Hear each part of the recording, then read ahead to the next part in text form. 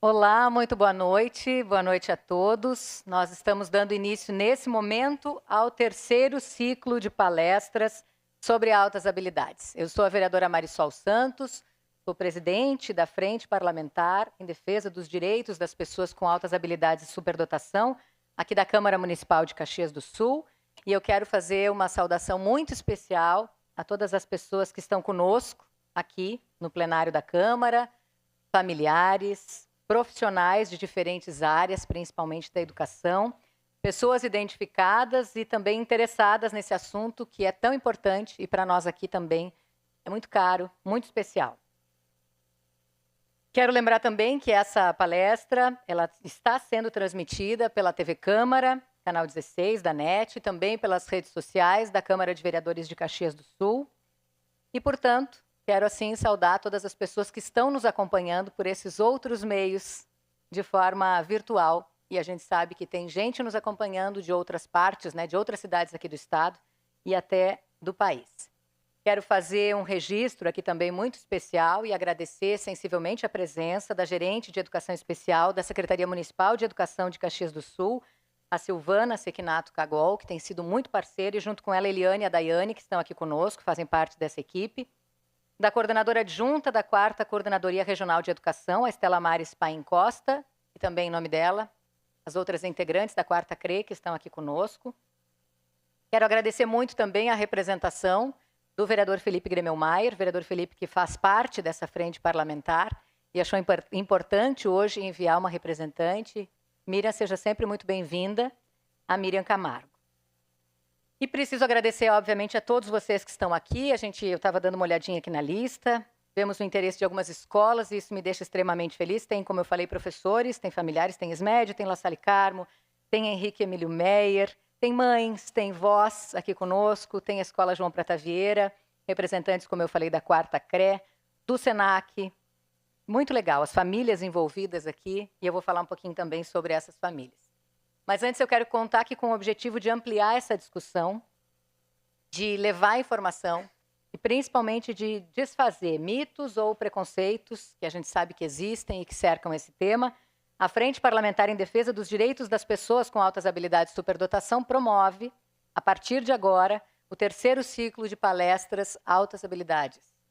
Os bate-papos vão acontecer de março a novembro, serão transmitidos sempre pelas redes sociais da Câmara Municipal, também pela TV Câmara, como eu falei, o canal 16 da NET, e serão sempre a partir das 7 horas da noite. Os profissionais, os temas que nós vamos debater, é importante contar isso para vocês, eles foram definidos em conjunto com o que a gente chama de grupo de apoio dessa frente parlamentar. Ele é formado por famílias de crianças e adolescentes identificados com altas habilidades e que, desde o início dessa caminhada, estão conosco em todas as ações. Então, em nome aqui da Cirlei Sonda Massoni e também da Aline Pegoraro Lenze, estão aqui à frente as duas, eu quero fazer esse agradecimento muito especial às famílias que aos poucos têm se juntado a nós e que eu vejo muitas delas aqui na plateia e fico extremamente feliz. Não vou citar o nome de cada uma, né? Mas eu vejo vocês aqui e me alegra muito saber o quanto a gente está ampliando esse grupo, e isso é muito importante para todos nós. Quero agradecer de coração por vocês estarem aqui conosco e por compartilharem as suas histórias para que a gente possa compreender cada vez mais as histórias de vocês, as histórias dos filhos, das filhas, das famílias, e a gente sabe que só assim juntos, nós vamos conseguir encontrar formas mais efetivas de construir uma realidade diferente, muito melhor, com mais qualidade de vida para as pessoas com altas habilidades. Muito, muito obrigada. Preciso também contar para quem está chegando, talvez hoje conosco aqui, que nós temos construído essa pauta a cada dia, e a cada dia novas pessoas têm se juntado a esse grupo. A gente tem, desde o início também, a participação bem efetiva da Tassiana Live, da Tassi, que está lá no cantinho, veio com esse filho moço e lindo, cada vez mais lindo. E nos últimos tempos a gente não tem se encontrado tanto, né, devido a outros compromissos, mas a gente fica muito feliz que a Tassi também foi lá no início dessa sementinha do grupo das mães que lutam hoje, tantas famílias que lutam juntas. E eu estava falando que as pessoas vão se juntando a cada dia, vai tendo mais gente nesse nosso grupo e a gente entende que isso fortalece essa nossa rede de apoio. E uma das pessoas que se juntou a nós foi a Júlia Marques Carvalho da Silva. Ela é professora, é coordenadora de educação à distância do Instituto Federal de Educação, do campus de Bento Gonçalves. E a Júlia, curiosamente, ela acompanhava o nosso trabalho, nos descobriu aí pelas redes sociais, viu dessas iniciativas e aí nos procurou porque ela queria falar também sobre iniciativas do Instituto Federal de Educação, dos cursos EAD, que ela acha que seriam importantes para esse público também. Então, nós convidamos ela, no dia em que nós a visitamos no campus em Bento, para que ela viesse aqui e tivesse alguns minutinhos para contar para vocês. Então, antes da palestra da Patrícia, ela vai falar um pouco sobre opções de qualificação que são gratuitas, que o Instituto Federal oferece nessa modalidade. Júlia, vem cá. Obrigada pela tua presença e eu te passo aqui a palavra para que tu fale um pouquinho com essas famílias tão dedicadas, para que elas também conheçam essas opções que a gente conheceu, se encantou e viu com uma grande possibilidade também para os nossos. Boa noite a todos. Boa noite, Marisol. Obrigada pelo convite, né, de estar aqui com vocês. Acho que a Marisol resumiu muito bem, né, esse encontro que a gente teve de eu buscando informações também, como nesse processo, né, e para mim vai ser muito importante essa fala, porque eu estou no processo de me descobrir, talvez, como uma pessoa adulta com altas habilidades nessa fase da vida. Então, para mim, me tocou muito e foi nessas buscas que acho que os nossos destinos se cruzaram. E dentro do Instituto Federal, que inclusive temos um campus aqui na cidade de Caxias do Sul, a gente desenvolve diversos cursos online. E na mesma semana que eu encontrei, né, o contato da Marisol, eu percebi através de alguns grupos de pessoas com altas habilidades e superdotação, uma informação que eu não tinha me tocado, que era o meu trabalho do dia a dia. Dentro do Instituto Federal, a gente oferece diversos cursos online. E a perspectiva que hoje a gente trabalha nesses cursos são cursos que cada estudante tem o seu ritmo de aprendizagem. Mas a gente está tão inserido dentro do processo de educação em pensar nas pessoas com as dificuldades de aprendizagem, muitas vezes pensando que elas podem ter, né, a possibilidade de rever o material várias vezes, que eu não tinha me tocado que os meus cursos também beneficiavam este público das altas habilidades. Porque eu sou aluna neste momento também, sou professora, já tenho doutorado, mas continuo sendo aluna, assim como vários colegas da educação, sempre em constante formação. E me incomoda muito, algumas vezes, ter que esperar o colega, esperar os outros. Eu quero conteúdo, eu quero ter acesso. E eu não tinha percebido que os cursos online que a gente desenvolve, eles respeitam esse ritmo de aprendizagem. Seja o ritmo da pessoa que vai ter que olhar e vai querer olhar o material várias vezes, mas também o nosso, estou aqui já me colocando, o nosso ritmo, que quer olhar o material rápido, quero fazer um monte de coisa, quero estudar. Então, conversando um pouquinho com a Marisol, trouxe essa visão que eu não tinha, e aí ela, então, nos cedeu esses minutinhos para conversar com vocês, né, para apresentar. Hoje, dentro do Instituto, a gente tem 2 plataformas de cursos online. Uma é no próprio Instituto Federal, então, se vocês acessarem, como vocês aqui da região, né, de repente já têm ouvido falar no Instituto, ifrs.edu.br, lá tem vários cursos. Mas também a gente tem um projeto junto com o Ministério da Educação, que é a plataforma Aprenda Mais, que é uma plataforma que esperamos, nesse novo governo, ter mais visibilidade, ter mais recursos lá dentro, e somadas essas 2 plataformas, a gente tem mais de 300 cursos gratuitos. Cursos que vão desde uma formação continuada de 20 horas, mas também cursos de 200 horas que vão preparar pessoas para várias formações, né? Então, a gente tem formações mais completas, seja uma pessoa que vai trabalhar como zelador, como camareira no hotel, enfim, auxiliar administrativo. Então, são profissões completas ou formações. Então, eu queria muito aproveitar para agradecer mais uma vez por esse espaço. Vou deixar aqui com vocês na saída, espero não interromper assim, as imagens aqui, vou deixar com vocês os materiais para que vocês tenham acesso, né, possam ter ali os links. E eu só tenho a agradecer mais uma vez pelo convite. E, já aproveitando, antes que eu esqueça, a gente está agora namorando, né, para fazer um curso especial apresentando as altas habilidades também. Então, a gente já está em processo de elaboração da estrutura, em breve finalização dos materiais, confecção de materiais audiovisuais também. Esperamos até o final desse semestre já ter o curso à disposição também, para, de uma forma, não só ampliar a informação, né, porque acho que isso me chamou muita atenção quando a Marisol nos visitou, quão importante a gente precisa ter, né, divulgar essas informações para as pessoas. A gente sabe que não somos apenas nós aqui que estamos, que têm interesse nisso, tem muitas pessoas, assim como eu, que não sabiam até então que poderiam ser pessoas com altas habilidades, e acho que não só esse ciclo de palestras, mas quanto mais informações a gente puder apresentar para a sociedade, melhor. Então, mais uma vez, muito obrigada, Marisol, pela oportunidade.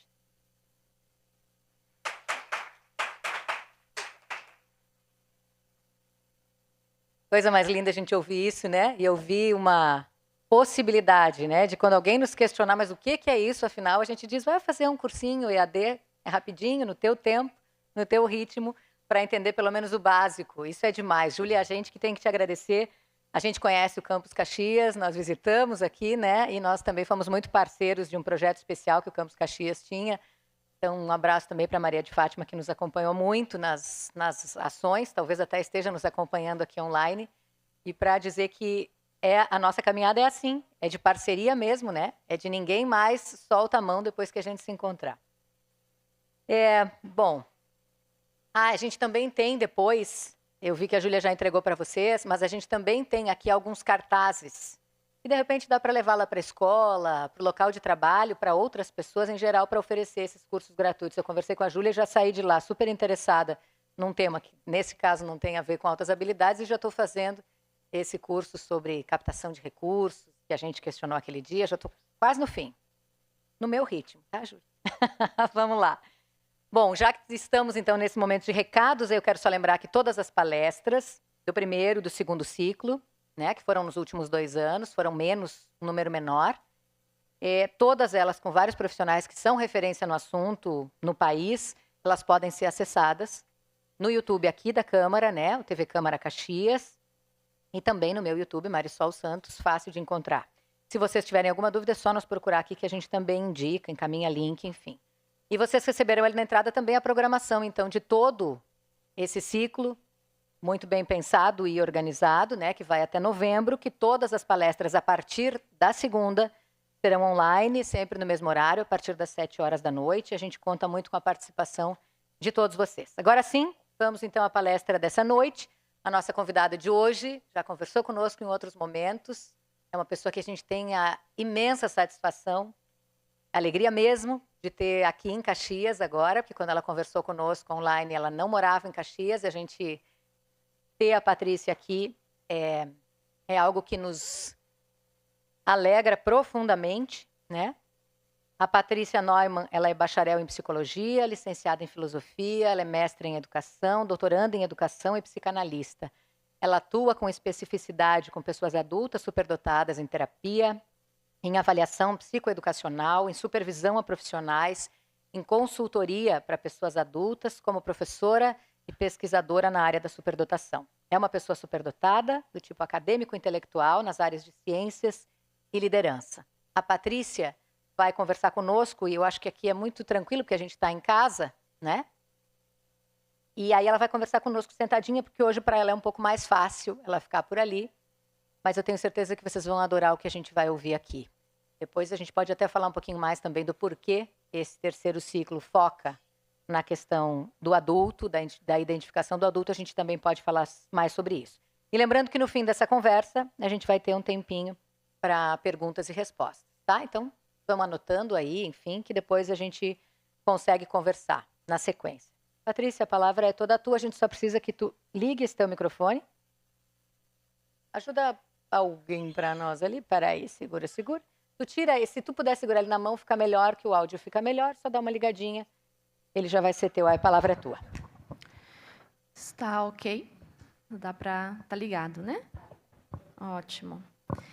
Bom, então, boa noite a todas, a todos que estão aqui presentes e também a todas e a todos que estão online nos acompanhando. É uma grande satisfação, é uma grande alegria poder estar aqui hoje, nesta noite, né, com vocês, abrindo mais um ciclo de palestras e também podendo falar de um tema dentro da superdotação que acaba sendo frequentemente menos falado, ele é menos mencionado. Porque, geralmente, as pesquisadoras e os pesquisadores da área da superdotação tendem a estudar a infância ou a adolescência. E muito poucos e muito poucas se dedicam a pesquisar e a trabalhar com as pessoas adultas. Então, ou seja, depois que elas crescem. E nós temos aqui um histórico, né, no nosso país, onde a superdotação, ela, mesmo que haja uma maior, vamos dizer, visibilidade para a infância e para a adolescência, mas isso é muito recente. Então, nós temos muitas pessoas adultas que não foram identificadas quando foram crianças e nem adolescentes. Na verdade, a imensa maioria, né, eu diria que não foram identificadas e permanecem sem a identificação até hoje. E eu quero falar, então, um pouquinho sobre isso na palestra de hoje. Né? Por que falar da vida adulta e o que falar da vida adulta? Né? Então, vamos lá. Depois, ao final, eu vou dizer por que eu escolhi essa imagem. Tá? Então, aqui eu trago duas questões norteadoras para a gente começar a pensar acerca da superdotação na vida adulta. Uma delas, a primeira, é por que identificar a superdotação ou as altas habilidades na vida adulta, e a segunda, qual é o sentido de pessoas adultas passarem pela identificação e avaliação. Porque são dois processos distintos. Tá? A identificação não significa a avaliação, são coisas diferentes. Identificação é um processo mais amplo, ele pode ser, inclusive, feito pela própria pessoa. Então, nós podemos falar de autoidentificação, por exemplo. É muito comum a pessoa adulta, ela vai se autoidentificando, ela vai procurando, pesquisando, e ela vai se percebendo, eu acho que eu posso ser superdotada. Então, esse é um processo de autoidentificação. E isso vai levar, muitas vezes, a ela buscar por uma avaliação, que, então, é um processo metodologicamente mais sistematizado, feito por profissionais competentes na área. Então, são processos que estão juntos, mas eles não significam a mesma coisa. Por isso, eu coloquei ali o sentido, né, tanto da identificação quanto da avaliação. E nós temos aqui no Brasil uma noção conceitual que eu gostaria de comentar com vocês, que é essa daqui, de que a pessoa superdotada é aquela que apresenta alto desempenho, então eu até deixei ali em negrito, né? O alto desempenho em uma ou mais das áreas, intelectual, acadêmica, liderança, pensamento criativo, artes ou motricidade. Então, essa é a definição que nós temos corrente aqui no Brasil, né? Que orienta as políticas públicas e tudo mais. Eu gostaria de destacar 3 aspectos dessa definição, que, primeiro, o foco dela está no alto desempenho. Por um lado, isso nos traz uma vantagem, vamos dizer assim, mas, por outro, também uma desvantagem. Porque se eu foco no alto desempenho, tem pessoas superdotadas que não apresentam alto desempenho. Então, aqui nós já vamos encontrar uma questão controversa, porque se eu busco pela superdotação através do alto desempenho e as pessoas que não apresentam alto desempenho na sua vida. E não falando aqui só de crianças na escola, falando da pessoa na vida adulta, né? Então, nós precisamos problematizar o que é esse alto desempenho que a gente tem nessa definição. Uma vantagem dessa definição é a pluralidade de áreas, então ela vai contemplar todas as 4 áreas da superdotação, que é as ciências, as artes, o esporte e a liderança, né? Os esportes e a liderança, que quando nós pensamos em identificação e avaliação, nós precisamos avaliar essas 4 áreas. Né? Então, em quais dessas áreas a pessoa é superdotada? Em uma, em 2, em 3 ou nas 4? Tá? Então, essa definição tem esse ponto positivo que favorece a pluralidade das áreas. E também ela tem um outro ponto positivo, que são os aspectos cognitivos e não cognitivos. Então, essa definição, ela traz um foco tanto voltado para os aspectos intelectuais, como também para os aspectos não intelectuais, por exemplo, o pensamento criativo. Então, a gente tem pontos positivos dessa definição, mas aqui eu também gostaria de chamar a atenção para a questão do alto desempenho, que nem sempre ele vai ocorrer. Então, aqui basicamente nesse slide tem o que eu acabei de falar, né? Então, foco no elevado desempenho. Ele vai nos trazer a valorização das habilidades que já estão desenvolvidas, então esse é um ponto positivo também da definição. Uma possível visibilidade quando as habilidades não se mostram, porque também, por outro lado, quando nós problematizamos que nem sempre vai haver o alto desempenho, isto porque alto desempenho depende de muitos fatores para que ele ocorra, essa definição também nos ajuda a pensar sobre isso, né? Então, quando nós olhamos para a possibilidade de não haver o alto desempenho, nós abrimos, né, o alcance da definição. E a possível invisibilidade do desenvolvimento também é uma consequência, vamos dizer assim, dessa definição, porque se eu falo de alto desempenho e eu não vou encontrar em todas as pessoas superdotadas o alto desempenho, isso é muito comum nos adultos, por sinal, nós vamos estar pensando o desenvolvimento humano, né? Então, o que aconteceu ao longo da vida dessa pessoa, o que acontece para que ela não apresente em talentos aquilo que ela tem de potencial. A pluralidade de áreas que eu comentei e também os aspectos cognitivos e não cognitivos, o que nos permite uma visão multidimensional da área e que é uma coisa fundamental. É impossível pensar a superdotação, trabalhar com superdotação numa visão unidimensional, ou seja, focando apenas em um aspecto. Essa perspectiva unidimensional, ela fundou a área há mais de 100 anos, quando se voltava somente para a medida do quociente intelectual. Então, há mais de um século, nós começamos os estudos, né, da superdotação através dos estudos da inteligência intelectual e, mais especificamente, das medidas de QI.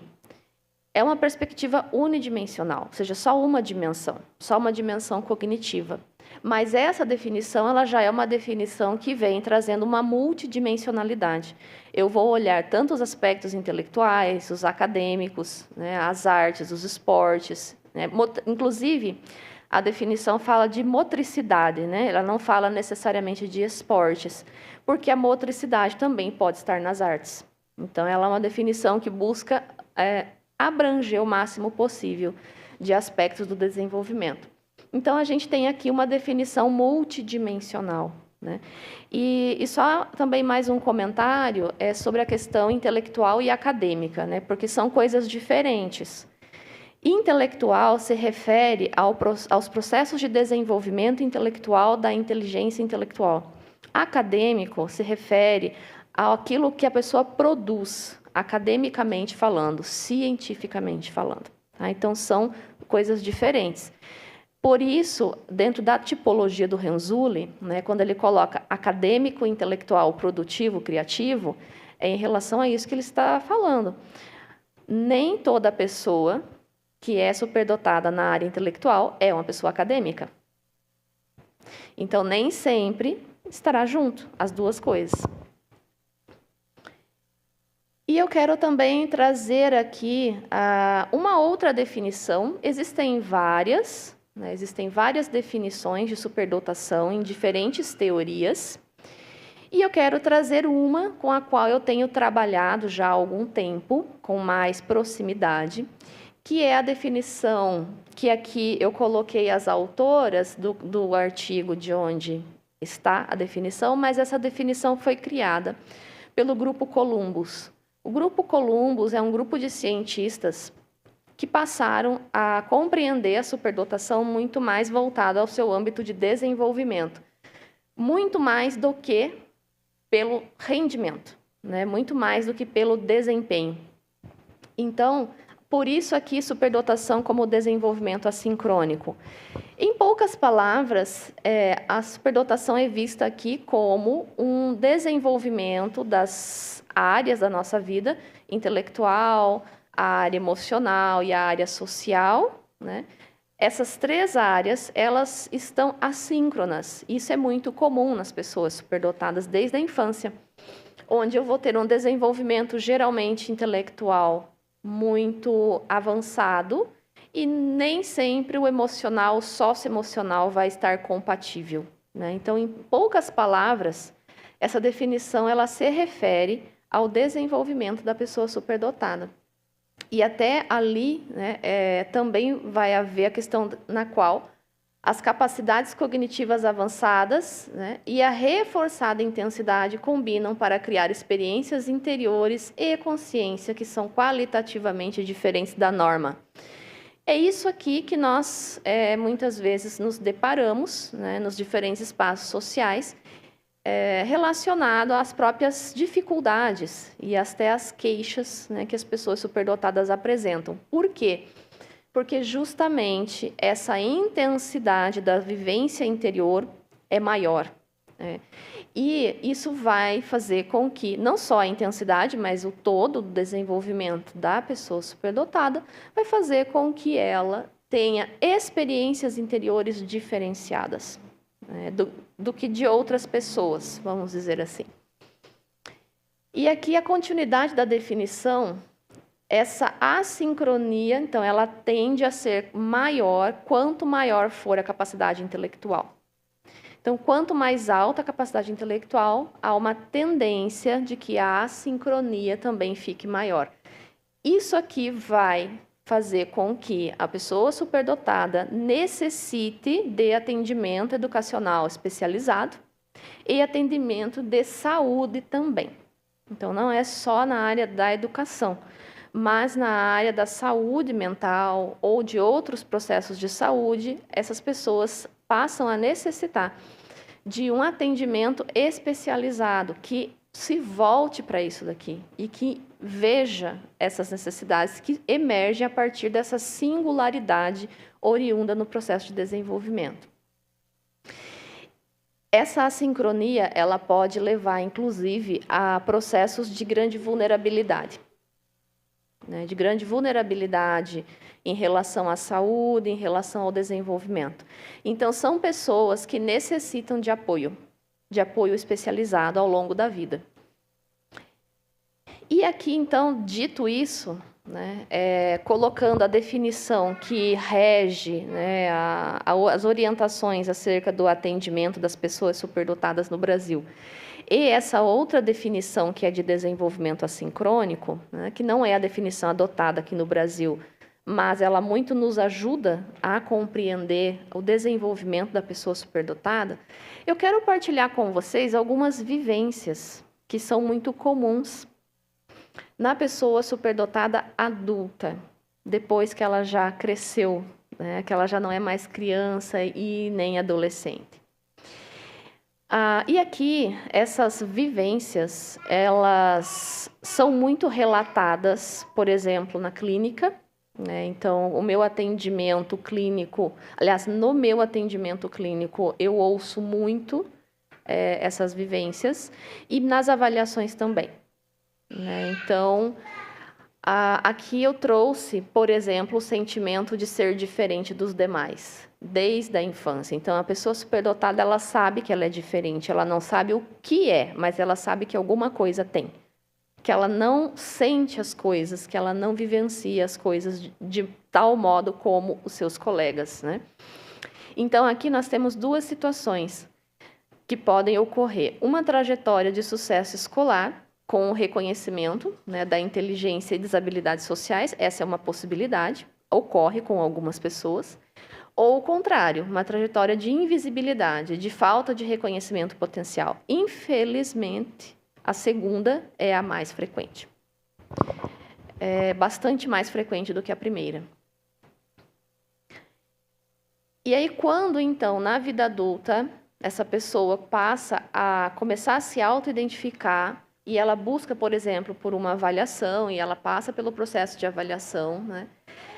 Isso vai gerar a ela, muitas vezes, uma descoberta. E o que é uma descoberta? É algo que já existe. Estava coberto.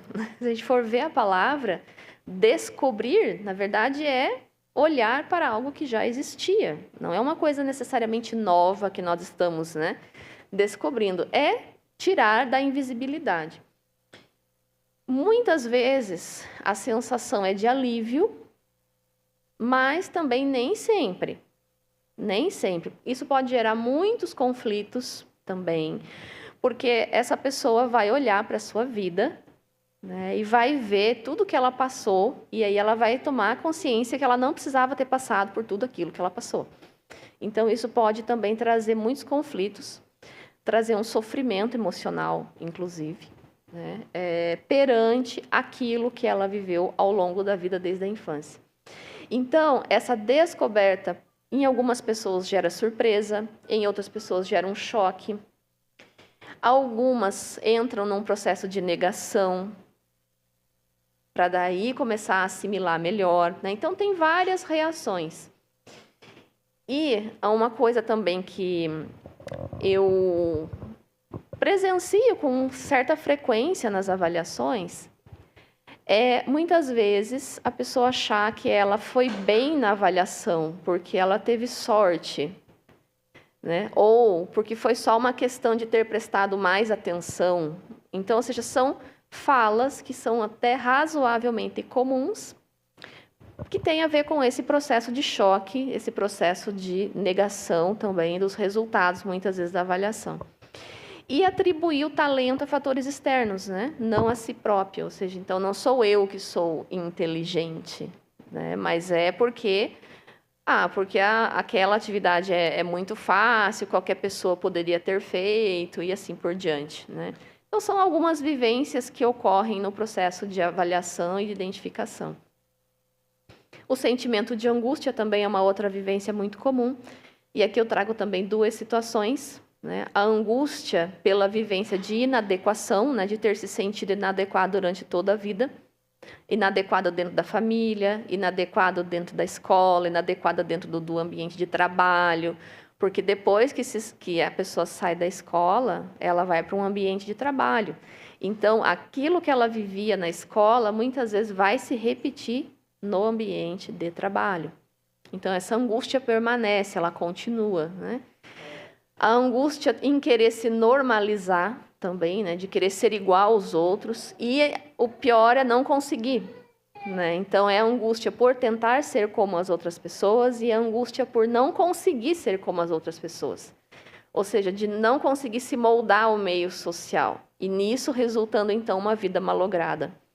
Ou seja, o malogro é a vida que não deu certo, né? A vida que não teve um resultado que foi favorável para aquela pessoa, né? É como uma vida fracassada. Isso aqui é um sofrimento muito comum na pessoa superdotada adulta, principalmente quando ela não teve o atendimento que ela necessitou ao longo da vida. né? Então, ela vai tentando se encaixar, ela vai tentando ser aquilo que os outros acham que ela tem que ser, e isso gerando um mal-estar, né? Um malogro da existência. Então, isso tudo vai aparecer na avaliação. E já começa na identificação e vai se aprofundar no processo avaliativo. Então, são vivências, né, que são bastante comuns. Claro, não são todas as pessoas, isso também varia muito de grau, vamos dizer assim, de pessoa para pessoa, né? Mas acaba sendo, alguma dose de angústia é sempre bastante comum. Aqui eu quero também trazer para vocês, né, para a gente pensar um pouco sobre a questão da autoimagem, né, porque essa angústia toda tem uma relação muito íntima com a autoimagem, que ela se constrói a partir das relações sociais, das experiências sociais. Então, se eu estou num meio social onde o meu modo de ser não é aceito, né, o meu modo de ser ele não é valorizado, que tipo de autoimagem eu vou construindo, né, a partir da relação com os outros?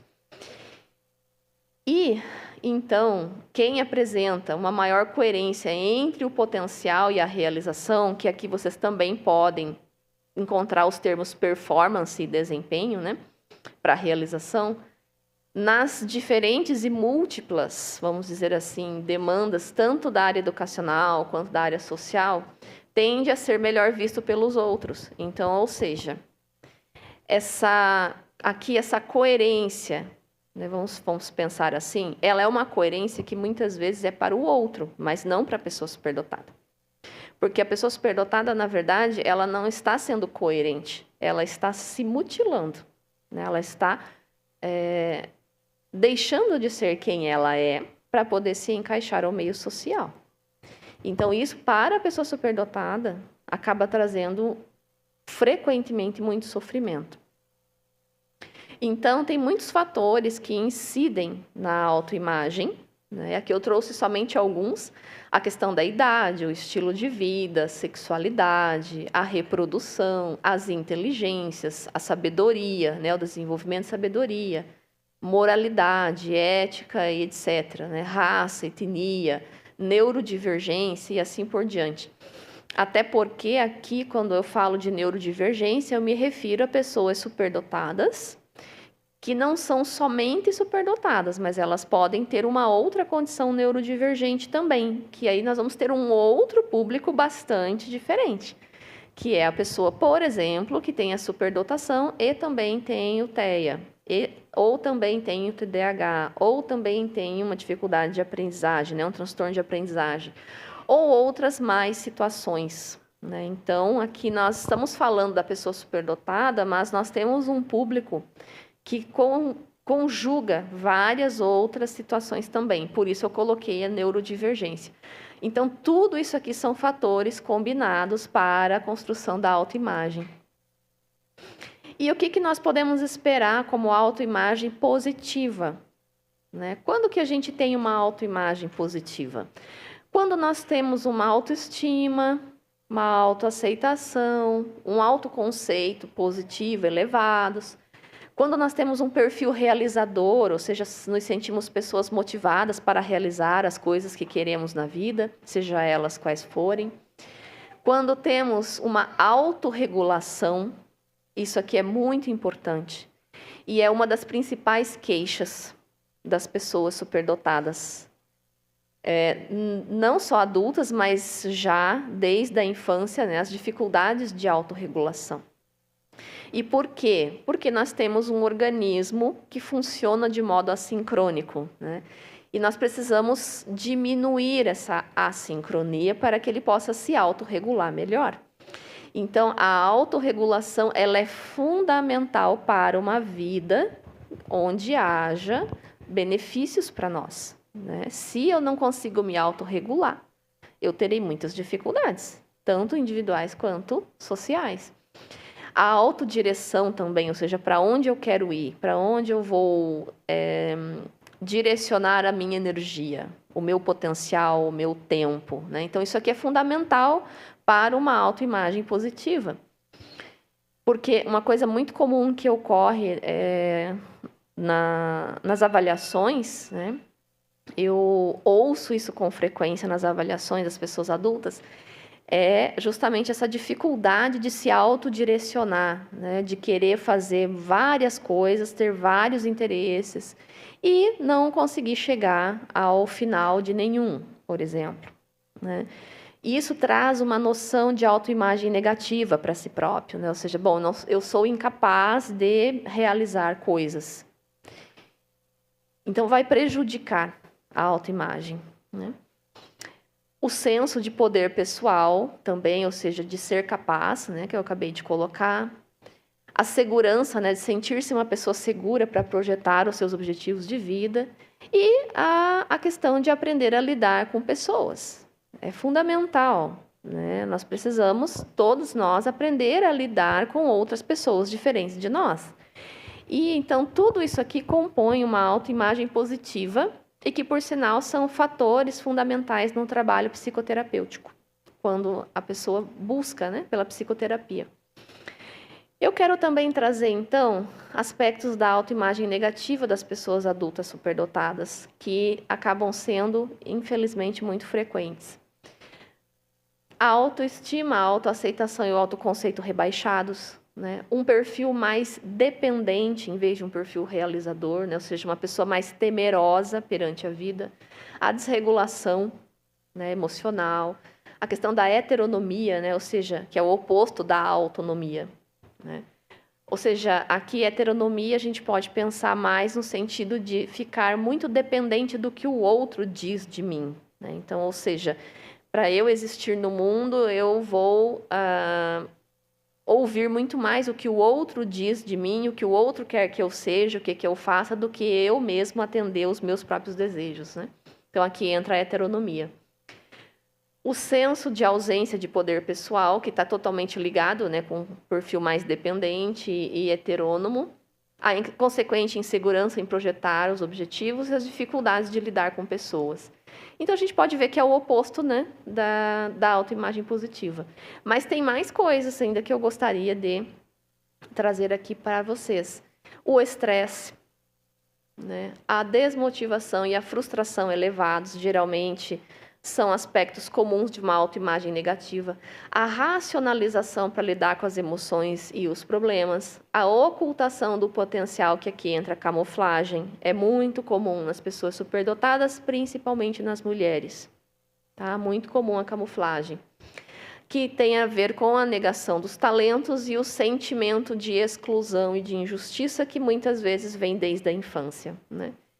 E em desacordo com o sistema, né? Uma pessoa em desacordo com o sistema sem aprender a lidar com ele, né? E o que vai gerar mais mal-estar, mais angústia, mais sentimento de frustração, mais estresse, e aí vira um ciclo vicioso, né? E vai afetar muito diretamente a saúde da pessoa superdotada. É aqui que nós vamos ter a origem, muitas vezes, dos transtornos de ansiedade, os transtornos de humor, os muitos transtornos, né, que nós podemos encontrar nas pessoas superdotadas adultas. Claro que não é só isso, né? Não é só uma questão de autoimagem, mas a autoimagem é um elemento muito presente na questão do desenvolvimento de transtornos, na questão da saúde mental. E já aqui vou me encaminhando para um terceiro momento da minha fala, e já depois deste, o final. Eu gostaria também de trazer aqui sobre alguns efeitos, né? Alguns efeitos da identificação e da avaliação que eu venho também acompanhando ao longo do tempo, em processo principalmente de psicoterapia, né? Porque eu trabalho tanto na avaliação quanto no processo psicoterapêutico, então várias pessoas fazem avaliação e querem adentrar no processo terapêutico. E o que é que vai se transformando a partir de então? Uma maior compreensão de si e dos próprios sentimentos, então, ou seja, então agora eu consigo compreender melhor quem eu sou, quem eu fui na infância, quem eu fui na juventude, né? Por que na juventude os meus colegas todos queriam ir para algum lugar e eu não queria, por exemplo, né? E N outras situações. Também é uma ressignificação do momento da vida adulta, né? Então, agora eu passo a compreender melhor por que eu funciono desse jeito. Por que os meus colegas de trabalho são de um jeito e eu sou de outro jeito, né? Isso vai acabar levando a uma maior autoconfiança gradualmente, uma auto-organização também, né, que tem a ver com a autorregulação, né, que eu tinha colocado ali anteriormente. Vai haver uma mudança na forma de ver o mundo, porque essa pessoa vai passar a ver a si mesma de uma maneira diferenciada. A ressignificação das vivências do passado é muito importante, porque geralmente vai haver muita dor, muito sofrimento ao longo da vida, né? Então, ressignificar, ou seja, dar um outro significado é muito fundamental para que a gente possa seguir adiante dentro daquilo que a gente desejar, né? A história pessoal vai começar a fazer sentido. Então, uma das coisas que eu mais ouço, principalmente nas devolutivas, né, de avaliação, é a pessoa dizer, olha, agora faz sentido. O porquê que eu sou assim, o porquê que aconteceu isso e aquilo na minha vida, né? Então, é um processo muito profundo de ressignificação. E aqui eu trago, então, a mesma pergunta que eu coloquei lá no comecinho da minha fala, né? Então, por que avaliar a superdotação depois que a pessoa já cresceu, né? Que ela já está adulta? Eu defendo que alguns dos motivos, né, para avaliar a superdotação na vida adulta é para explicar os modos de ser, de pensar, de sentir, né, de agir, né, que ocorrem desde a infância e a gente não sabe por quê.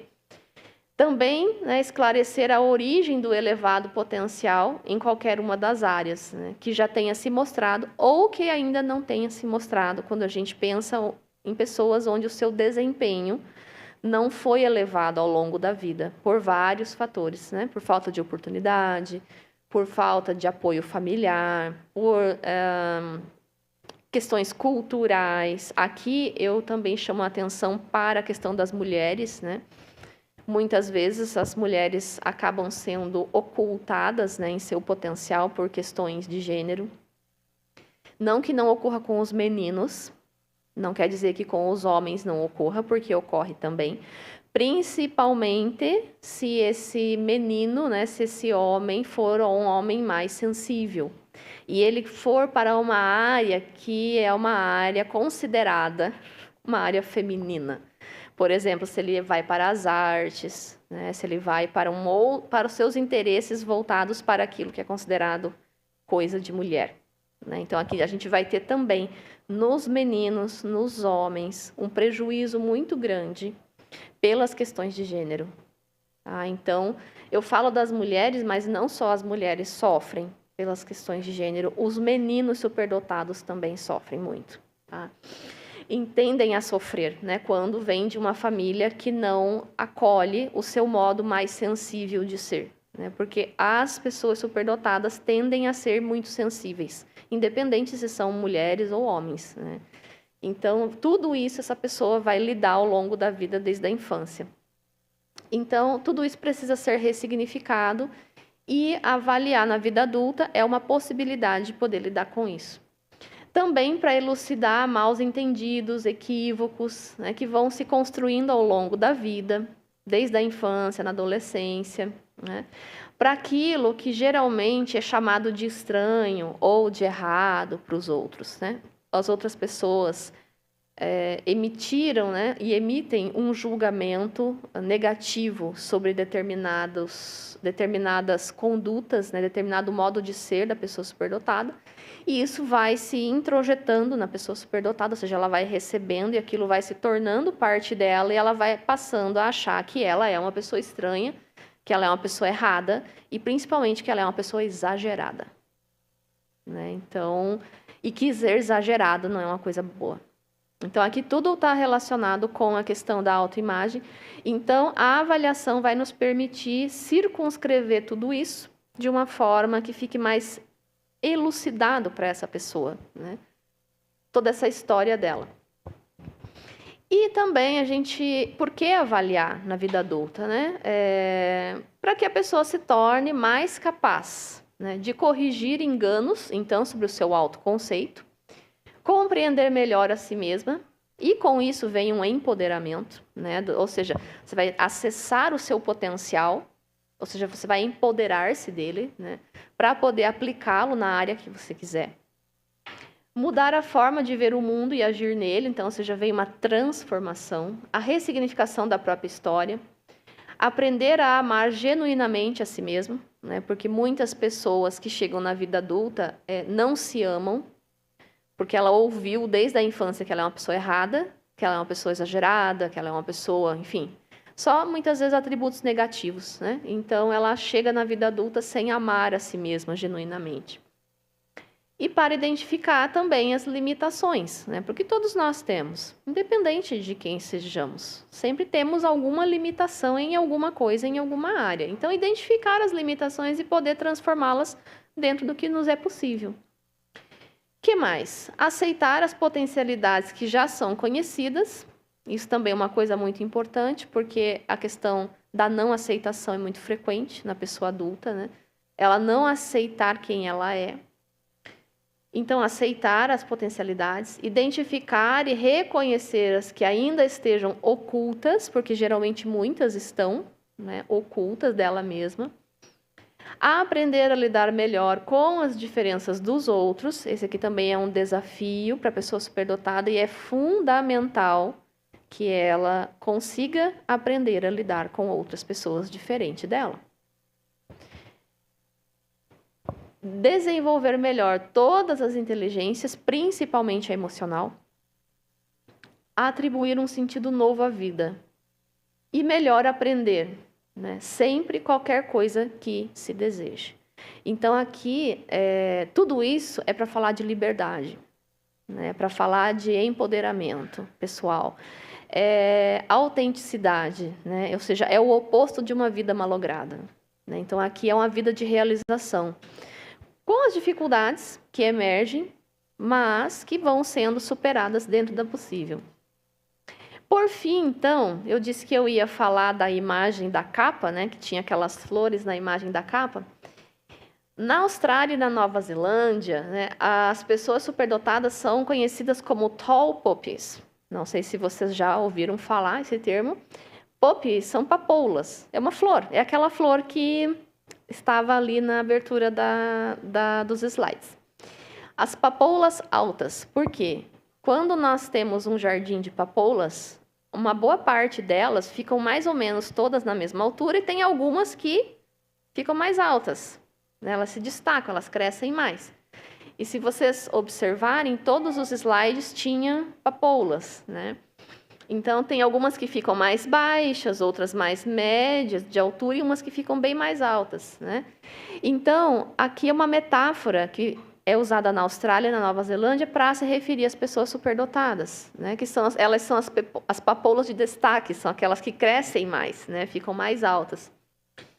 E essa metáfora, na verdade, ela tem a sua origem em Roma, quando as papoulas mais elevadas eram cortadas para manter o jardim uniforme. Então, ou seja, não era considerado em Roma que era bonito um jardim com as papoulas que se destacavam. Então, elas eram cortadas. Essa metáfora vem para a superdotação, porque é justamente isso que acaba acontecendo, em grande medida, no desenvolvimento da pessoa superdotada. Muitas vezes ela é cortada. Ela é cortada desde a infância, ela vai continuar sendo cortada ao longo da vida. E na vida adulta isso também continua a ocorrer. Então, por que defender o desenvolvimento de potenciais e talentos para todas e todos, né? Sejam pessoas superdotadas ou não? Isso porque, quando a gente fala em superdotação, nós estamos falando de desenvolvimento de potencial para todas as pessoas, não só para as pessoas superdotadas. É uma defesa que parte das pessoas superdotadas, mas galga todas as demais pessoas. Para que nenhuma papoula seja cortada e o jardim possa ser como ele realmente é, ou seja, neurodiverso. Porque essa é a nossa realidade, né? Nós somos diferentes uns dos outros. Inclusive, nós, pessoas superdotadas, também temos diferenças entre nós, né? Não é porque somos pessoas superdotadas que somos todos iguais.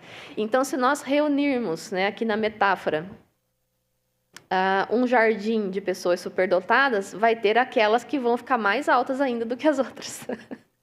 Elas vão se destacar mais ainda, né, do que aquelas outras que já são superdotadas também. Então, essa metáfora é uma metáfora que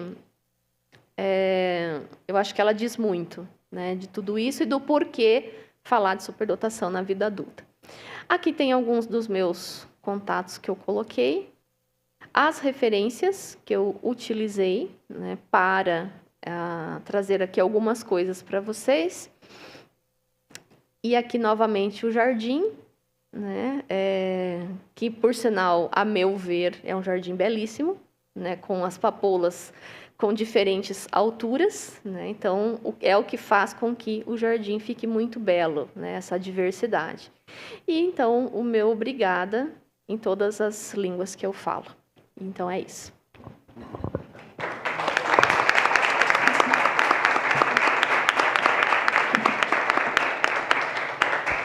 Em todas as línguas, quais? Conta para nós aí, que eu não reconheço algumas. Tá, português, né, que é a primeira, depois inglês, o espanhol, o italiano, o francês, o alemão, polonês, russo e árabe. Opa! Quase que eu te aplaudo de novo, que lindo. Sem querer aqui. Patrícia, 1000 vezes obrigada pela tua participação. Como é bom a gente poder ouvir, como é importante, eu tenho visto isso desde que a gente começou a falar do assunto, quando a gente ouve essas experiências mesmo, né? Porque aí tem muito de estudo, muito estudo, né? A gente viu várias citações que são tuas, inclusive, mas poder compartilhar a experiência também é tão legal e a gente poder te ouvir, como sempre, é sensacional. Obrigada por isso. Eu quero agradecer também quem está nos acompanhando pela internet, ou pela TV Câmara é mais difícil, mas quem mandou recados ali pela internet. E aí tem, inclusive, a Josiara Vasconcelos, a quem a gente agradece imensamente, estivemos com ela ontem, em Porto Alegre. A Josiara é coordenadora de Educação Especial da SMED, lá em Porto Alegre, e a gente foi para lá para conhecer um pouco do trabalho deles também, em relação a altas habilidades de superdotação. A dona Margarida, que está nos acompanhando lá do litoral, muito obrigada. A Ana Carla, o Newton, a Mariana, aqui de Caxias, que mandaram um recadinho. A professora Ana, de Bento Gonçalves. Muito obrigada por nos acompanharem. A gente lembra que esse bate-papo fica gravado também, como eu disse antes, no YouTube da TV Câmara Caxias e no nosso também. Eu queria abrir esse espaço, então, para perguntas. Gostaria que vocês ficassem bem à vontade. Como eu disse, a gente está em casa. Quem está nessas mesas aqui nas bancadas dos vereadores pode só levantar o braço e se manifestar. O microfone está aqui, né? Então, só ligar o microfone e falar. E quem estiver lá, por favor, desça aqui, pega um desses microfones e fique à vontade. Acho que não é sempre que a gente tem a oportunidade também de estar tão pertinho assim da Patrícia e poder tirar as nossas dúvidas, né, em relação a tudo isso. Sim, pode ir, Aline, Cirlei, eu vi que vocês estão loucas para falar. E eu só queria, enquanto a Cirlei pensa um pouquinho, ontem, teve uma das partes que tu falaste aí, Patrícia, ontem, quando a gente estava nessas conversas lá em Porto Alegre, se a Josiara ainda estiver com a gente, ela vai lembrar. Acho que foi a prof. Aline que falou, né, aquela frase, que ela falou, que não é uma frase dela, mas ela trouxe aquela: a maré alta eleva todos os navios. É lindo isso, né? A maré alta eleva todos os navios. Quando a gente está pensando nesse trabalho, né, mais focado na identificação, enfim, a gente não está pensando só, né, nas papoulas altas, a gente está pensando realmente no grupo todo. Olha como fica lindo assim quando a gente vê que todos podem crescer muito mais junto com isso. Então, foi uma frase que a gente guardou e tinha até anotado aqui, porque isso me chamou muita atenção e eu acho que é bem do que a gente está falando, né, do desenvolvimento de talentos de todas as formas. Por favor, Cirlei. Boa noite. Patrícia, é sempre maravilhoso te ouvir. Amo de paixão. E eu queria aqui levantar uma questão que tu colocasse para nós, já ouvi tu falando disso em outras palestras. Também o que acontece na vida adulta quando não tem este acompanhamento, essa descoberta, essa identificação, essa avaliação. E quando esse potencial todo é direcionado para o lado ruim das coisas, né? Aqui a gente fala entre pessoas que estudam, que estão nas escolas, né? Que graças a Deus a gente tem condições de proporcionar e nos proporcionar muitas coisas boas, mas a gente sabe que nem todo mundo tem essas condições, né? Então, quando a gente falar, por exemplo, de periferias, de favelas e de todas essas pessoas que não têm, de fato, condições, né? E lá tem superdotados, né, Patrícia? Lá tem superdotados. O que essa pessoa superdotada faz na vida quando ela não consegue direcionar o seu talento para o lado bom, como a questão dos presídios femininos, masculinos e etc. e tal? Obrigada. Essa questão, tá ok? Dá para ouvir? Essa questão ela é muito fundamental, porque é justamente o que acontece quando o potencial ele não tem um espaço social que ele possa se mostrar de uma forma, vamos dizer, positiva. O que eu estou aqui chamando de positivo? É, por exemplo, você se tornar um cientista, você se tornar um artista, você se tornar um atleta, você se tornar uma liderança, ou diferentes combinações de tudo isso, voltado para o desenvolvimento e o crescimento da sociedade como um todo, né? Porque nós temos, por exemplo, lideranças e lideranças, né? Nós temos lideranças que não necessariamente estão em prol do bem comum, mas são lideranças, né? E justamente, né, quando nós não temos um espaço que seja tanto familiar quanto social mais amplo, que favoreça, ou seja, que oportunize, né, que dê a oportunidade para que esses potenciais se transformem em talentos que sejam aplicados a coisas que venham trazer benefícios para a sociedade, nós vamos ter uma grande chance de ocorrer o oposto, de ocorrer o inverso.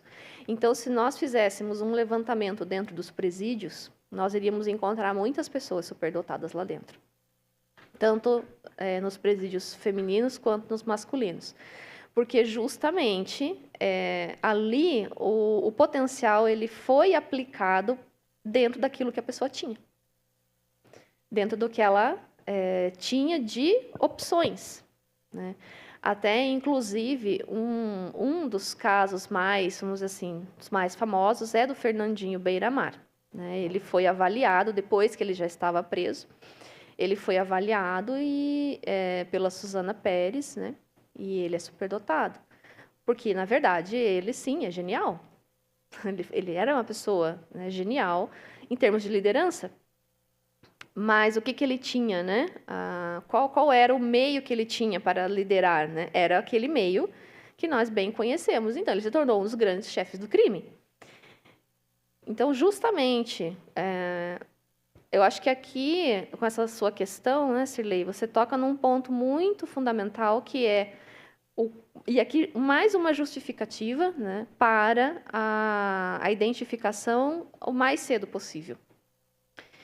Porque quando se identifica e se oferece oportunidades, nós estamos prevenindo questões futuras, não só em termos de criminalidade, mas nós vamos prevenir também muitos outros problemas, né, que a própria pessoa pode sentir com ela mesma e ao seu redor. E aqui eu me refiro, por exemplo, também às questões de saúde mental. Então, nós vamos prevenir adoecimento, nós vamos prevenir criminalidade, nós vamos prevenir várias questões. Quando a gente fala em identificação e avaliação da pessoa adulta, eu encaro também como prevenção, não só da infância, né? Porque senão a gente também acha que é só na infância que isso vai ocorrer. E não. Eu tenho a experiência de avaliar pessoas com mais de 60 anos, já indo para um outro período da vida. Continua sendo um trabalho de prevenção, independente da época que isso ocorra. Porque senão também a gente pode achar que é só na infância, né? E depois que cresce já não adianta mais. E não, na verdade não, muito pelo contrário, né? Esse trabalho ele é um trabalho de prevenção para toda a vida. E, enfim, eu acho que vai mais ou menos por aí. Gente, mais alguém? Só chamar aí, tá? Não precisa... Não tem fila. Eu só quero fazer referência a 2 questionamentos que chegaram aqui pelo WhatsApp. Um deles diz o seguinte...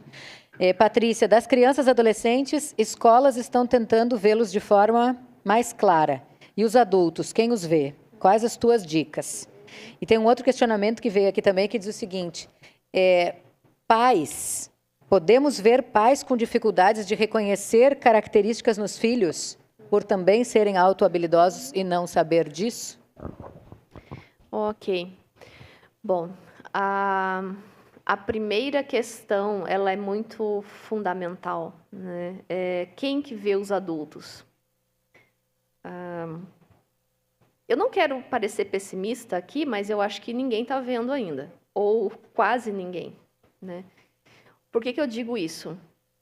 Porque quando nós vamos pensar no âmbito educacional, né, nós temos a continuidade da vida educacional, que pode ir para uma... A pessoa pode ir para uma faculdade, pode ir para uma universidade, ou pode ir para outras formações. Então, se a gente pensar só no âmbito educacional, o que é que nós temos hoje para as pessoas superdotadas dentro das universidades? A gente praticamente não tem nada. Eu digo em termos de olhar, em termos de programas, em termos de oferecer algo, né? Então, isso para olhar só dentro do âmbito educacional. Quando nós vamos para o âmbito do trabalho, nós também não temos ainda, né, uma cultura desenvolvida dessas pessoas serem vistas dentro, por exemplo, de empresas. Eu acho que menos ainda do que no âmbito educacional. Então, se nós formos ver os diferentes âmbitos da nossa vida, enquanto pessoas adultas, nós ficamos esquecidas, né? Nós somos esquecidas depois que a gente cresce. Porque eu ainda tenho refletido muito sobre isso. Por que será que quando nós crescemos, ninguém nos vê mais? Eu ainda não tenho uma resposta para isso. Mas eu estou aqui pensando já há algum tempo sobre, né? Por que será que quando a gente chega na vida adulta, parece que já deu o que tinha que dar, vamos dizer assim, né? Então, quando se é criança, adolescente, parece que há, de fato, ainda uma maior preocupação em favorecer o desenvolvimento. Mas depois que a gente cresce, parece que realmente ninguém mais olha, né, para isso, para a vida adulta. Não olha... por exemplo, a gente não ouve falar de enriquecimento curricular para pessoas adultas. É só para criança e para adolescente. Mas por que depois que a gente cresce, a gente não pode ter enriquecimento curricular? Porque parece que não pode ou não precisa, né? Então, eu tenho a sensação que parece que daí não precisa mais, porque já cresceu. E isso é uma questão cultural. Nós nos desenvolvemos durante a vida inteira, durante toda a vida. E nós também, na vida adulta, uma coisa que eu estou estudando e vai fazer parte do meu doutorado agora, é sobre a educação não formal, porque eu vou estudar pessoas adultas, né, no doutorado. Quando a gente também fala em educação, a gente pensa muito na educação formal, muito aquela escolarização. E eu acho que para pessoas adultas, nós precisamos passar a pensar também, claro, não é excluir a educação formal, mas é pensar na educação não formal, ou seja, que é aquela feita fora das instituições, que ocorre fora das instituições escolares credenciadas para isso. Então, no meu doutorado, eu estarei abordando a educação não formal da pessoa adulta e os espaços que nós podemos estar construindo dentro e fora da educação formal para que as pessoas adultas tenham possibilidade de continuar se desenvolvendo. E isso, por exemplo, pode ir para o ambiente de trabalho. Enfim, mas aqui são algumas só reflexões, por enquanto, do que é possível fazer. Mas, então, quem olha para as pessoas adultas? Praticamente ninguém. Pelo que eu tenho observado e acompanhado na área, nem mesmo cientistas. Isso é triste de dizer, mas é verdade. A imensa maioria, né, dos cientistas da área da superdotação se voltam para a infância e juventude. São pouquíssimos os colegas cientistas que estudam vida adulta. E se nós pensarmos, a vida adulta é o maior período da nossa vida. A infância são poucos anos, a adolescência são poucos anos, o restante do tempo é tudo vida adulta. Em diferentes períodos também, né?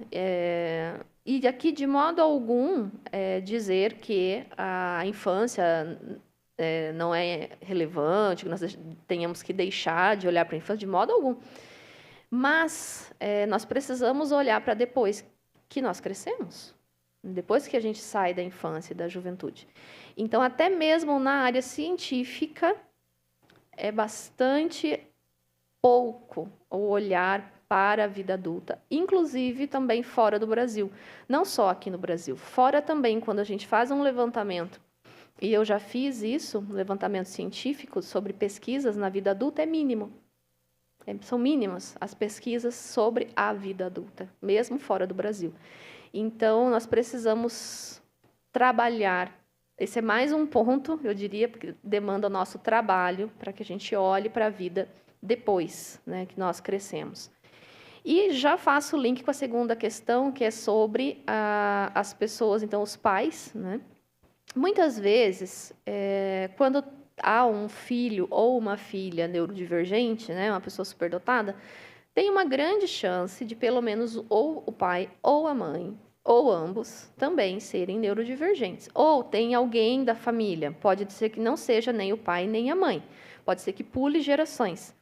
Porque nós temos aí um componente hereditário, nós temos um componente genético envolvido, e então existe sim uma grande possibilidade de que esses pais, um ou outro, possa também ser uma pessoa neurodivergente.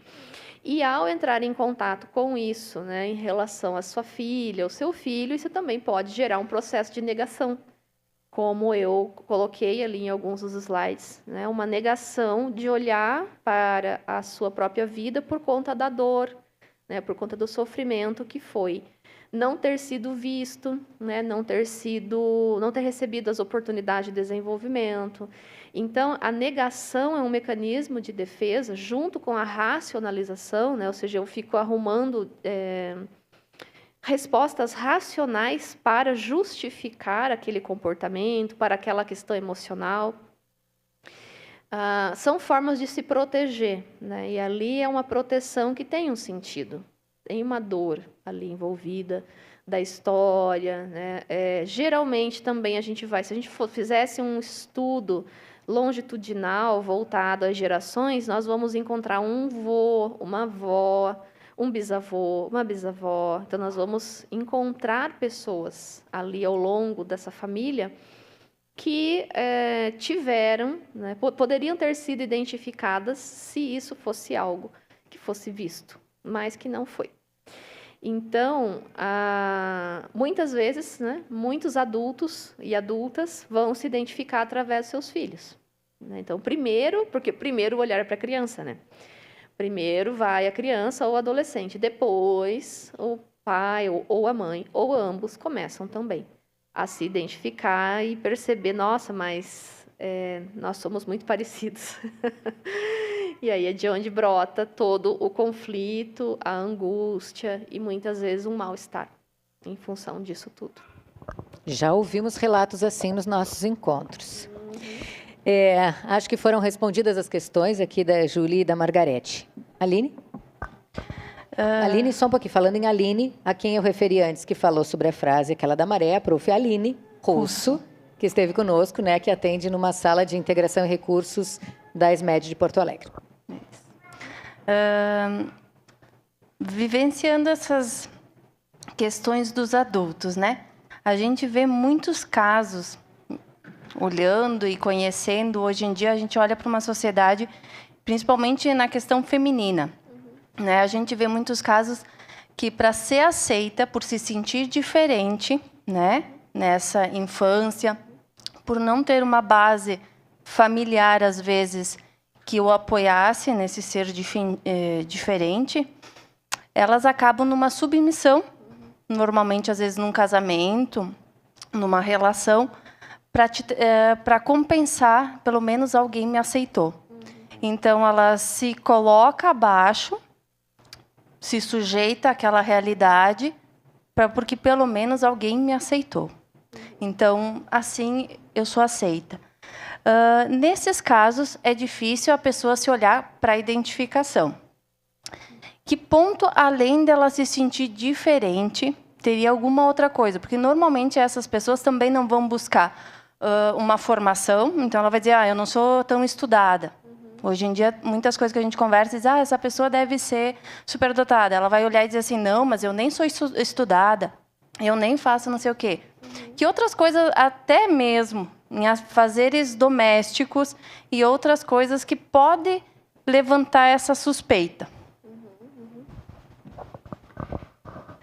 Bem, eu acho que uma das questões que pode suscitar a suspeita é o sentimento de ser diferente, porque esse é um sentimento que vem desde a infância.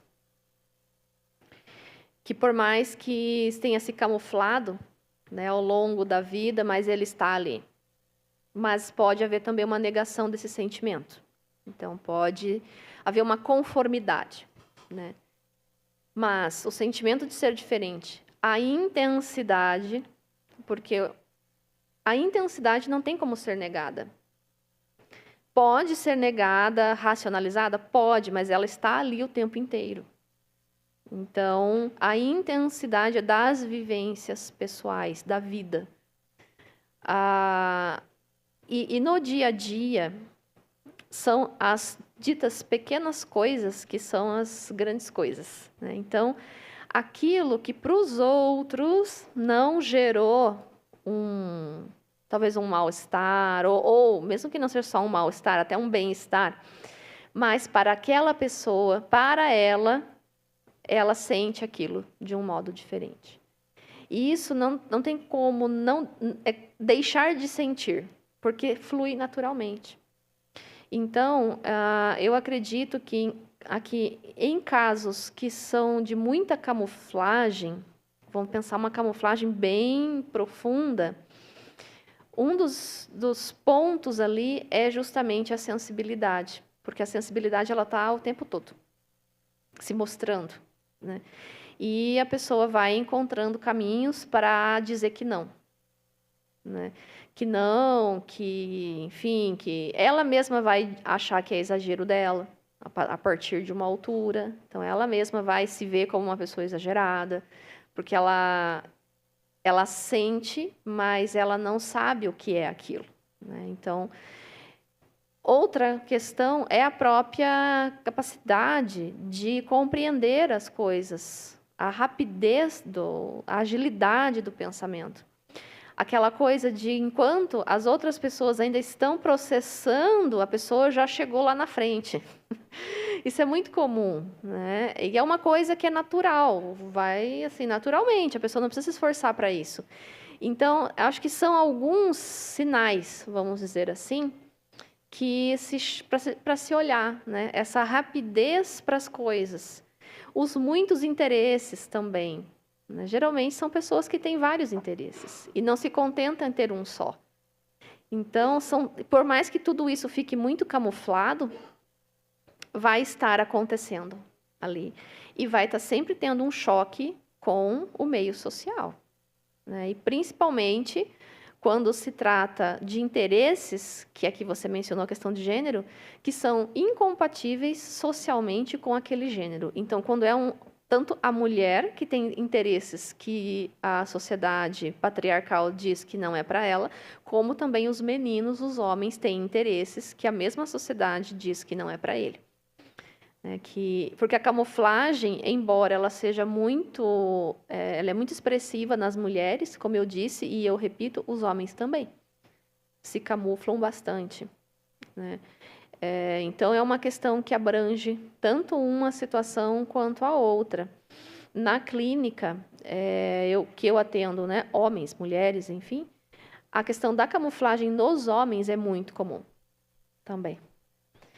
E o que leva a camuflagem? A sensibilidade. Ou seja, então, para este homem superdotado, ele também não pode se mostrar tão sensível assim. Então, a sensibilidade, eu diria que é um dos pontos principais, tanto para as mulheres como também para os homens. Mais alguém, gente? Não? Quero dar um abraço na Lúcia Lambi, que fez no nosso segundo ciclo de palestras, fez a primeira palestra presencial, está nos acompanhando também pelas redes sociais. Lúcia é especialista também, esteve conosco nessa série de agendas ontem, o dia todo em Porto Alegre. Nós estivemos na Secretaria Estadual de Educação também falando sobre altas habilidades. Então, Lúcia, um abraço. Obrigado pela tua companhia aqui, pela parceria, né, ao longo de todo esse tempo. A gente queria mais uma vez, então, agradecer imensamente a Patrícia por participar voluntariamente nesse momento conosco, por nos trazer tantas informações, por compartilhar os conhecimentos.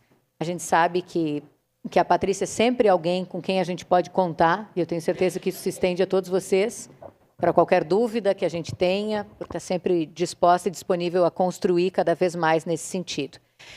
Quero agradecer de novo a presença de todos vocês aqui. Queria convidar a Milena. Milena trabalha comigo na assessoria do gabinete e a gente sabe que a frente parlamentar ela não tem assessores, somos nós que trabalhamos muito nisso. E a Milena, com a dedicação da Aline e da Cirlei, foi quem organizou aí toda esse cronograma do ciclo de palestras, né, prontinho já até novembro. Então, eu queria convidar ela para fazer agora a entrega de uma lembrancinha da Câmara Municipal aqui de Caxias para a Patrícia, em agradecimento pela presença. É só uma lembrança mesmo para não deixar passar esse momento tão importante. E a Câmara, por favor, é a Câmara que agradece a tua participação aqui também, já que a gente teve outras pessoas nos acompanhando e como...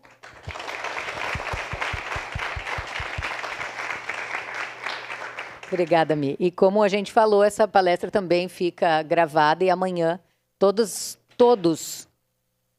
a não ser, né, salvo melhor juízo, a não ser que tenha algum problema de e-mail, todas as escolas da rede pública e da rede particular, as escolas de educação infantil, as instituições de ensino superior, todas recebem convites sempre para o ciclo de palestras, né? Então, a gente, provavelmente amanhã, quando esse vídeo já estiver à disposição, a gente vai encaminhar também o vídeo para todas as escolas, né? Assim como os representantes que a gente agradece de novo, já falamos antes, mas a SMED e a Quarta CRE que estão aqui conosco, representadas nem só por uma pessoa, né, Silvana e Estela, mas por grupos de pessoas que trabalham esse tema. Que bom a gente saber que tem esse apoio também. A gente quer lembrar, então, que as próximas palestras, vocês têm elas aí em mãos, mas a próxima já é em 13 de abril, Desafios de Saúde Mental no Universo das Altas Habilidades. Depois a gente ainda fala da importância do encontro com pares para as altas habilidades adolescentes, desenvolvimento de potencial nos adolescentes e adultos, aflições e necessidades de pais de pessoas com altas habilidades. Em agosto, lembrando que agosto é o mês em que a gente fala muito sobre altas habilidades e superdotação, porque no dia 10 é o Dia Mundial das Altas Habilidades e a semana do dia 10 é a Semana Municipal das Altas Habilidades por uma lei protocolada por nós, também com esse encaminhamento, né, desse grupo maravilhoso que nos acompanha. Então, no dia 17 de agosto tem a importância da identificação de adultos. Em setembro a gente fala sobre universitários com altas habilidades, reflexões para seu reconhecimento e atendimento. Em outubro, superdotado no ensino superior, muito do que a Patrícia falou aqui. Desafios e possibilidades, e em novembro encerra com a superdotação na idade adulta, como lidar com uma mente em ebulição. Lembrando que a partir de agora todas as palestras então serão online. A gente encerra assim a transmissão pelas redes sociais, pela TV Câmara, canal 16, agradecendo mais uma vez a presença de todos, e a partir aqui do encerramento eu quero só que todos os que estão aqui não vá embora. Te peguei no flagra. Todos que estão aqui para a gente fazer uma foto oficial desse momento assim de estarmos juntos, tá? Fica aqui, é só mais um pouquinho para a foto. Agradecemos então a presença de todos, a companhia de todos pelas redes sociais e pela TV Câmara. Desejamos a todos vocês uma excelente noite e esperamos a todos para a próxima palestra, 13 de abril, online, Desafios de Saúde Mental no Universo das Altas Habilidades e Superdotação. Obrigada.